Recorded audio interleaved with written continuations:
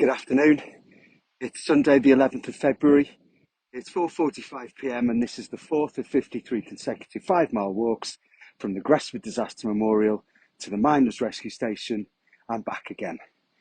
I've just gone a little bit further today just because I want to share with you the spoil heap that still exists on the site of the colliery.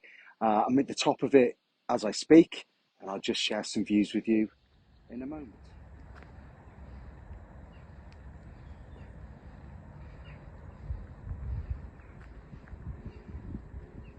The North Wales coalfield extends northwards from just beyond Oswestry in the south, up toward Rhiwabon, Wrexham and Gresford, before extending northwest through Mold, Harden, Flint and Mostyn, before reaching Point of Ayre on the Dee estuary.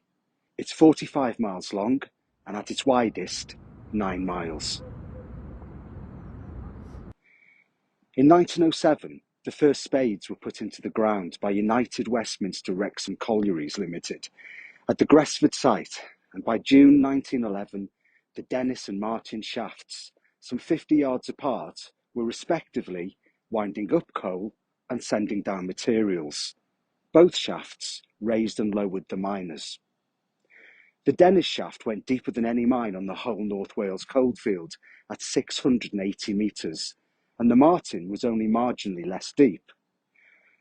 As we, as humans, tend to avoid living underground, depth is hard to perceive and quantify, but 680 metres is 16.5 parish churches tall, or 17 new floodlights.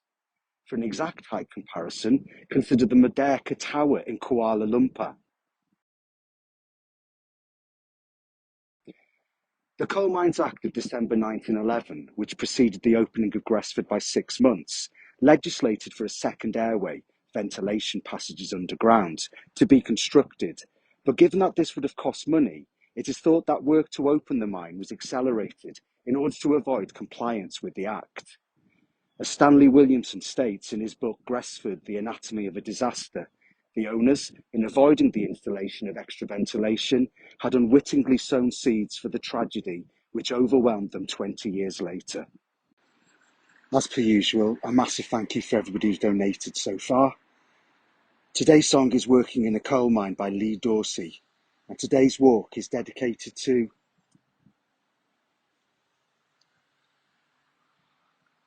George Bramwell, Joseph Brannan, John G. W. Brown, William A. Brown, and John A. H. Bryan.